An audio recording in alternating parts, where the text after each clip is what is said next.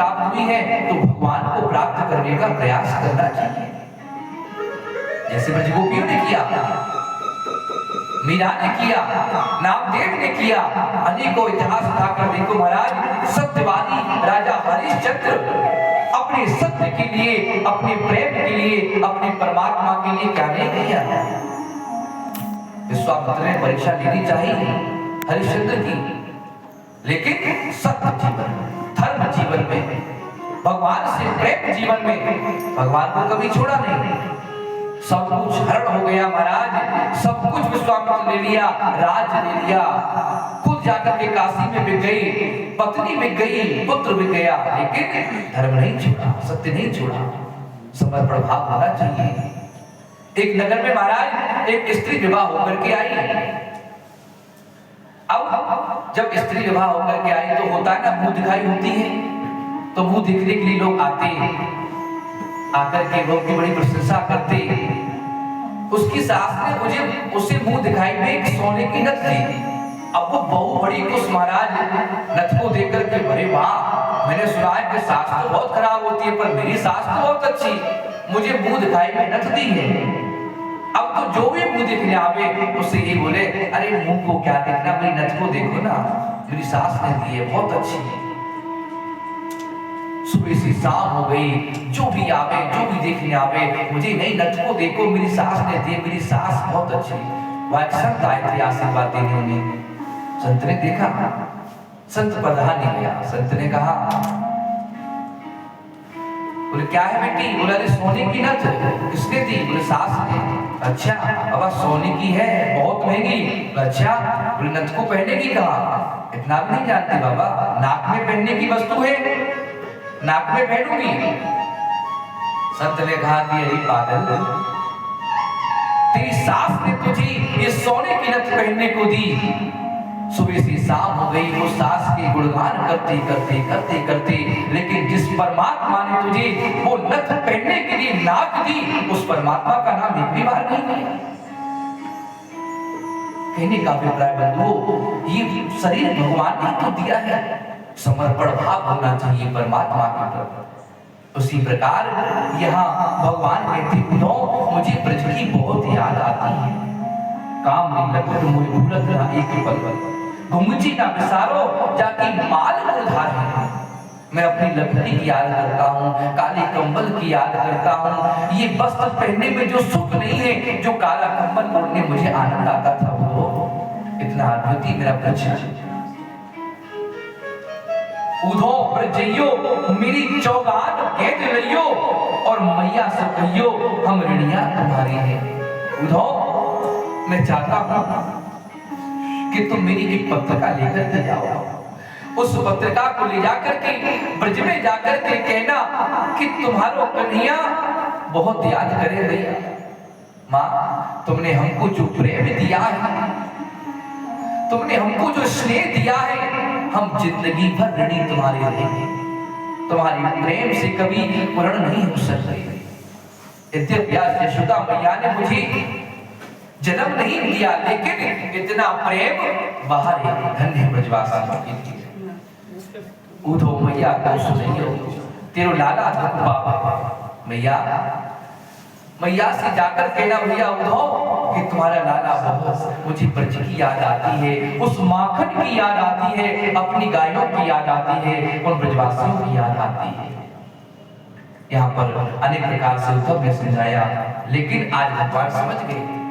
उद्धव विद्वान तो है, परंतु बंधुओं प्रेमी नहीं है। और भगवान किसको मिलते हैं? भगवान हमेशा प्रेमी को मिलते हैं।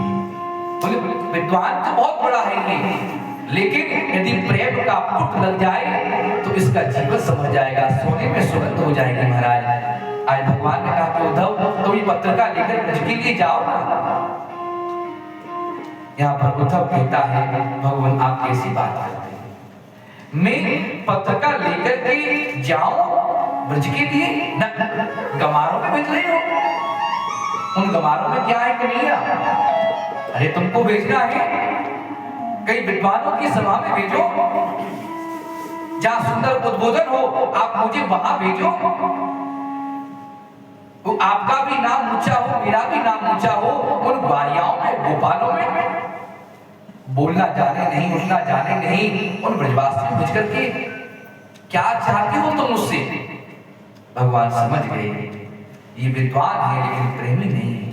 बोले उद्धव एक बार जाओ तो मेरे कहने से आप ब्रज के लिए जाओ, ब्रजवासियों को पत्र का देना, कहना कि मुझे ब्रजवासी भूल जाए। बोले ठीक है, तुम्हारा आग्रह है ना, छोड़ भी नहीं सकता, जा रहा हूं, पर कन्हैया इतने आग्रह रखना, केवल 1 घंटे के लिए जाऊंगा, 1 घंटे में तुम्हारा संदेशा सुनाकर के वापस आ जाऊंगा। बोले ठीक है। यहाँ पर भगवान ने अपना पीताम्बर दिया है, बोले जाओ मेरे प्रतिनिधि रूप में उनको सांत्वना बता करके आओ। आज उद्धव जी ब्रज के लिए गए हैं। अनुभव हमारे ब्रज के बड़े सुंदर कवि हुए बिंदु जी महाराज, उन्होंने बड़ी सुंदर कविता कही कि चले मथुरा से जब उद्धव तो वृंदावन निकट आया, वहीं से प्रेम ने अपना अनोखा रंग दिखलाया। उलझ कर वस्त्र में कांटे लगी उद्धव को समझाने, तुम्हारा ज्ञान पर्दा फाड़ दे हम प्रेम दीवाने। उद्धव तुम ज्ञानी बनते हो, तुम्हारा ज्ञान पर्दा फाड़ दे हम प्रेम दीवाने। आज ब्रज की वो करीब वो कांटे उद्धव के कपड़ों में गिरज करके मानो ये संदेश दे रही है कि तेरा ज्ञान यहाँ चलने वाला नहीं है, ये तो प्रेम की भूमि है महाराज। यहाँ कन्हैया को प्राप्त करना है प्रेम से। भक्ति योग से भगवान जल्दी नहीं मिलते, प्रेम योग से मिलते हैं। तो चाहता है तो प्रेम कर। आज यहाँ पर जैसे ही महाराज देखो, जब से कन्हैया ब्रज को छोड़कर आए हैं ना, ब्रजवासियों की दिनचर्या क्या है?